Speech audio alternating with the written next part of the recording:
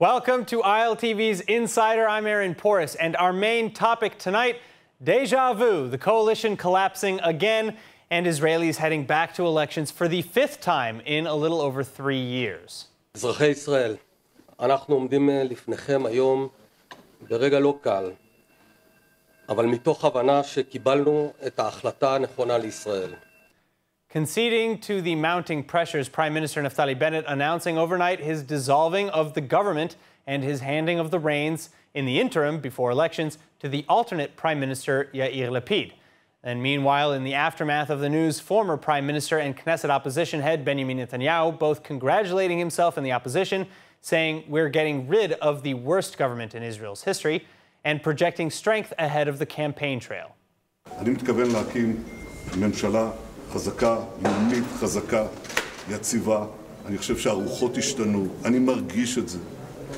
ואומרים, אנחנו רוצים עכשיו את השינוי האמיתי. אנחנו רוצים שנחזיר את מדינת ישראל למקום הראוי לה. ואני מתכוון לעשות את זה יחד עם חבריי. So what happens next? Joining me to discuss is Director for the Yamina faction, Jeremy Saltan, and Michael Kliener, former member of the Likud party and president of the Likud Supreme Court. Gentlemen, thank you both so much for joining me today. Of course. All right. Now, nice to join you. Thank you. So, Jeremy, I want to start with you. What led to this behind the scenes, and was it really a surprise to the coalition members? Because many say that it was kept secret even from other key ministers. Oh, well, you can't expect me to comment on that, obviously.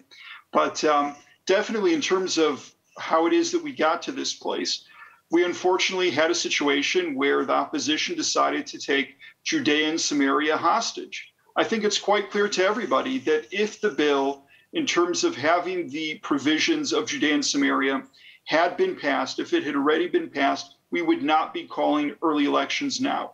It was the strategic decision of Likud, Smotrich, Ben Gvir, and the ultra-Orthodox parties to decide that this is the, if you will, tree that they want to jump up on, and they said, please bring us down a ladder.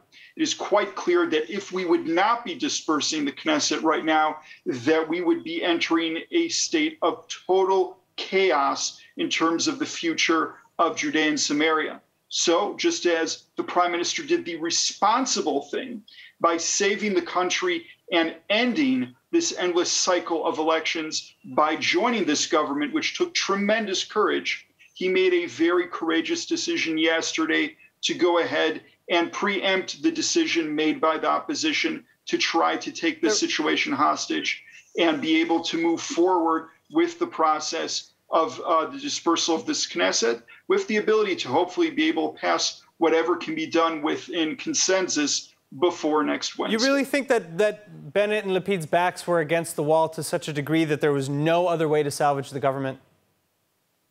I myself took part, as you mentioned, I'm the faction director. I took part in many discussions with various legal advisors within the Knesset. Previously, there were certain situations that were raised about perhaps going back to Jordanian law, which was the previous law before Israel decided to go ahead and extend certain laws into Judea and Samaria. But the overall situation was across the board that everyone agreed thousands of security prisoners, we're talking about terrorists, including terrorists with blood on their hands who murdered Israeli citizens, would have to be released on the 1st of July because we would no longer have the legal status of being able to actually hold them. So again, when I'm talking about complete chaos, I am not understating that. That is not an election campaign talking point. That is the reality. Just as the Prime Minister chose to save the nation by forming this government, he chose this decision to save Judea and Samaria from really just complete legal turmoil and chaos. Michael, what do you say to the accusation here that the opposition essentially held Judea and Samaria hostage to leverage against the government? It's a little funny. It's unusual that if the government is unable to pass such an essential bill, to put the blame on the opposition. Well, the opposition does, in theory, support the bill. No, the opposition task is to bring down the government. And especially if it is a very bad government, a government where most of the members of Knesset who support it are from the left. And Yamina could only say that they want to materialize the right-wing majority that we have in the Knesset and form a government together with the Likud bloc and the Tikva, New Hope of Gideon Sa'ar, and the Likud would immediately help them to pass this bill. They know it. Nobody wants to harm Judea and Samaria, neither Likud nor Yamina, and it's only an excuse. I believe what Bennett did is unexcusable. The fact that he allowed Yair Lapid to become Prime Minister of Israel for almost half a year is very, very dangerous, very unresponsible. If they could have done a coalition with the Likud in this Knesset and give the public what they want, a government headed by Netanyahu without an election, which Bennett said it's so dangerous, and he formed this coalition only because he wanted to avoid a fifth election. That's why he broke his promise a day before the election not to allow Lapid to become prime minister, even not in rotation, not to go with Mansour Abbas. He broke everything to avoid a fifth election. Now he brings fifth election, and not only does he bring fifth election, but also he makes Lapid a prime minister instead of coming to reaching an agreement with Likud, which he could do if he was determined to have an election, and allow himself to stay the head of the interim government and not allowing it to the left-wing Lapid. Just 3 days ago, Naftali Bennett tried to convince Nir Orbach why not to bring down his government, and he says it's very important that I, Naftali Bennett, will be the one who meets Biden. And instead of that, he now gave voluntarily Yair Lapid the right to meet Biden, which 2 days ago he described as a terrible danger when he still tried to convince his friend Nir Orbach not to bring down the government. Unfortunately, he didn't know that there already was a decision by a member of Knesset, Zuabi. There was a decision by the member of Knesset, Zuabi, to vote to bring down the government. So, and if he was the one who would have done it, so Bennett could stay prime minister for another half a year. And it's a pity. It can be still corrected if really Bennett prefers his ideology and his beliefs, at least what he presented all his life as his political beliefs, and they still allow Michael, forming a government. I feel like I have to press you on one of your earlier points, especially now if you're talking about ideology. You've said that it's the opposition's job to bring down the government, as opposed to representing the constituents that voted for those opposition parties, many of which are settlement Judean Samaria citizens. Do you really think that they would prefer to be used as pawns, essentially? No, as I said, it's an excuse. And if you ask those citizens of Judea and Samaria what they want most, they will tell you that they want most to bring down this government and to bring back Netanyahu, which vote most, the big majority of the Israeli public, and naturally the bigger majority of the right-wing voters want to see as Prime Minister of Israel. Bennett could be an important minister in this government. He tried to do something else. It failed. He should have joined Netanyahu, become a foreign minister or minister of defense. And it's a pity he didn't do it. And instead he brought us not only a fifth election, but Naftali Bennett, which he committed to his voters the day before election that he will never allow him to become prime minister. Yeah. Jeremy? Look, you just had my good friend Michael Kliener tell you right there. He agrees with the legislation. He decided, as his party did, that bringing down the government at all costs, even by taking Judea and Samaria hostage, is kosher in this situation. I just want to remind viewers, again, what the ramifications are. The Likud, Smotrich, and all of their friends were willing to see this through. This was not a game of chicken. They're willing to see this through to get to a situation where in this next election, which we would take part in, the residents of Judea and Samaria would not be allowed to vote. They would not be allowed to run in this election. In essence, nobody buys it. Jeremy, I like you. Michael, I like you very much, Michael, but you know we're buys friends, it. man. That's I did not go. true. You can respond to what I have to say afterwards, but I'm telling you guys right now, the legal ramifications, and Michael is definitely in a position to school me on a thing or two, is great law practice. And of course, president of the Likud Supreme Court. But I do not think he can disagree with me on the legal framework here that was created within the fact that if this was not done, we would be disengaging Israeli law from Judea and Samaria. And whether he wants to say that he supports a martial law or all these other types of tools that we could have tried, which the legal establishment said we could not, he cannot run away from the fact that if these laws would expire, the residents of Judea and Samaria would not be able to run, they would not be able to vote, and they would be, in essence, disengaged the same way that the Likud disengaged from Gaza in 2005.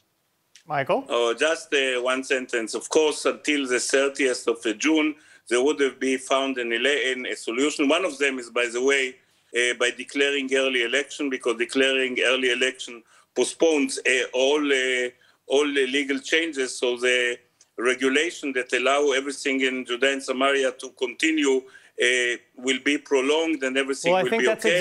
That's exactly Jeremy's point, though, is that it was either to... No, the other possibility would have been to reach an agreement with Bennett and with Gideon Sa'ar, or maybe Lieberman, to get rid of this bad government, and then Likud would have naturally voted for the regulations, which is just a technicality. Likud as an opposition vote for everything, and the government who cannot bring a majority alone to pass such a legislation and needs opposition has no right to exist. Again, you call it a technicality, and you can make excuses, and from your point of view, it's all You're a coalition, why don't you reach it? Why do you need No, opposition? but I'm saying it doesn't take away from the fact that you held them for ransom, and you said that if, the payment that you're looking for would not be paid, that you were willing to go all out in terms of the ramifications of what this meant to these people, we see many this of which government voted as a danger for to you Israel. and the parties associated Every day with this you. government continues as a danger to Israel. We wanted to stop this danger to Israel, which is far bigger than the regulation to have such a government with all the left and only I am the one here that tiny right-wing parties. So I'm the one that's here that's saying that we will not by ourselves, with our that was what was dangerous for the state of Israel. Prevent the falling of the government. What do you want, Likud? To save Maraune, to save the Ram, to save the Islamic movement, to save all those merits? So Michael, we didn't want to save this government. Michael, we wanted several the of the polls down. So I want to direct our attention really to some of the polls, because right now, first of all, a year ago, before this government was formed, Netanyahu himself was also talking about courting Mansour Abbas and the Ram party in order to break the 61 majority. Polls show that still today the Netanyahu bloc remains at 59 seats. What do you propose the Netanyahu bloc or the opposition bloc do in order to reach this majority now without letting Israel cascade into another series of repeat elections after October or November?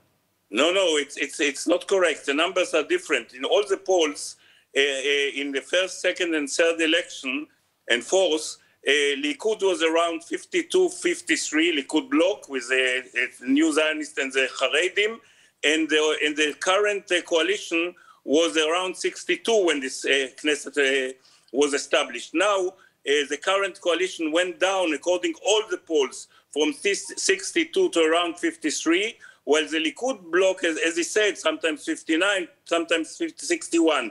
Even if we get only 59, Netanyahu will be the next prime minister of Israel, because they cannot form a government, because together with the religious, with Yamina, but even with 59, that's not a coalition. They have no, because if you he'll get the mandate with 59, but he won't form a coalition. Yeah, but no. Okay, I will answer you. Only the other side unlike today, is unable to form a government. They have maximum 53, 54, together with the right-wing parties and the left and Ram and the Arab party. While Likud with 59, everybody will join him because people will not like a sixth election. So either Yamina or Tikva Hadasha, if they pass the threshold, or Gantz or somebody else will join the government. I want to add one thing to Ram. I was not against the joining of Ram. I believe Mansour Abbas is a positive phenomena. It's the first time an Arab leader said he's ready to recognize Israel as a Jewish state. And I personally hope that if the government will not depend on him as it is today, which is bad for the government and bad for him, but Likud will have a majority anyway without him, I believe it will be very important to have him supporting the coalition, but not to depend on him as it is today. So, Jeremy, would Yamina consider backing away from the anti-Bibi rhetoric from before this current coalition and sitting with Netanyahu and the Likud and the other opposition bloc members in order to avoid a sixth election? You know, I find it quite amusing that after 4 failed attempts, that anyone in Likud actually believes that Netanyahu will somehow this time bring a rabbit out of his hat. The polls show and bring it. The polls 61. show it. We get up There were in the polls. The polls gave Likud and their bloc over 61 a number of times. Together with Yamina. Number of the elections. No, with Yamina less than 59. It's not true, Jeremy. With Yamina, we got 59 last time. Until the last election, Yamina was fully a part of the Netanyahu bloc, as you know. In the last election as well, we did not rule out sitting with Netanyahu. We lost quite a lot of seats as a result of not making that commitment. Of course, in the end, we did not sit with Netanyahu. When it comes to the next election, one thing that I learned, and I learned this because I must say I learned this from Michael, who told me, he said, Jeremy, you're going to be sitting with Abbas, before I realized that I was going to be sitting with Abbas. So I'm not in a place to go ahead and predict what's going to be in the next election, because at this point, anyone who thinks they can know what the final results are going to be with all, the wisdom that there is, I think it is quite a stretch to expect Netanyahu to get to that 61. But regardless of what it does come down to, I think what we have seen in every one of the last 4 elections is people who said they were going to sit with Netanyahu, who didn't sit with Netanyahu, and people who said they were not going to sit with Netanyahu, who did sit with Netanyahu. And honestly, one thing that I would really like to see, this is, my own personal thing, I would like to see a campaign election on issues, on the topics of the day, on what regular Israelis really care about, instead of this yes Bibi, no Bibi business, because if you ask me, the majority of the people out there just want a functioning government. They don't care what government that actually is. Jeremy, so then do you think that it's fair to agree to any degree with some of the criticisms that this change government failed in its mandate to bring stability and unity to the country? No, I disagree with that completely. I think it was a very successful year. Let's just look at it from every perspective. Economically, we're able to bring down the deficit to 0. We're able to have the highest economic growth in decades. We were able to also lower the unemployment to some of the lowest record numbers of all time since the foundation of the state. And all of this in a post-corona economy dealing with a war between Russia and Ukraine. So, economically, we did a great job. I think if you look at what we did on the diplomatic front in terms of what happened with the relations with the United States, with Europe, enhancing a lot of the deals that we had from the Abraham Accord, which we were able to inherit from the predecessor government, as well as many other things on the security front in terms of Iran that obviously no one can get into the exact details from. But this has, if you're looking at actual record, this has been a slam dunk for the citizens of Israel government. If you notice also right now, the entire criticism that we're hearing from the opposition is not about our record, not about anything that we did, not about the experiment not working in terms of us being able to have a big tent coalition in which Jews and Arabs and right and left and religious and secular and native Israelis and, of course, immigrants can sit around the same government table and coalition. That isn't what they're talking about. They're talking about just the fact of identity politics. You sat with Meretz, you sat with Ra'am. Mansour Abbas is great, but you sat with a bunch of people who are not great. You sat with the left. And again, I will tell you this, and you will soon see this on your TV screens. When you look at the coalition agreements, the one party that has the most successes and be able to translate the most from their coalition agreement into actuality is the Amina party. Do you think that citizens will remember that when it comes to the polls? Citizens who care about policy, citizens who actually care about issues, I definitely feel they are with us, and they will remain with us when we get to the ballot box. Right. People who want to be confused by radical identity politics, who want to talk about who we sat with instead of what we actually passed and what we actually accomplished, in my opinion, right. People who are going to choose that, they're just unfortunately not going to go with us because in essence, they're putting the people above the issues. And that is not the way that I see that we should be conducting this election campaign. Right. Michael, final comment. This government was against the will of the government, against the will of the voters, and they left out most of the right wing, calling it a national unity government, which is what it was not, because most of the right was not in the government. So actually, whatever they did is a success because it was done by an illegitimate government, which the public didn't accept.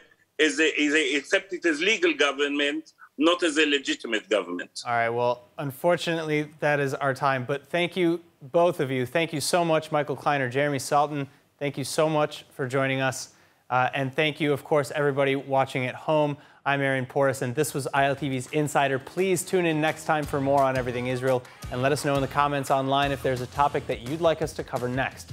Finally, for more of the latest updates from Israel, make sure to subscribe to our newsletter at iltv.tv and sign up for our streaming platform, ILTV Plus. Thank you again so much, and we'll see you soon.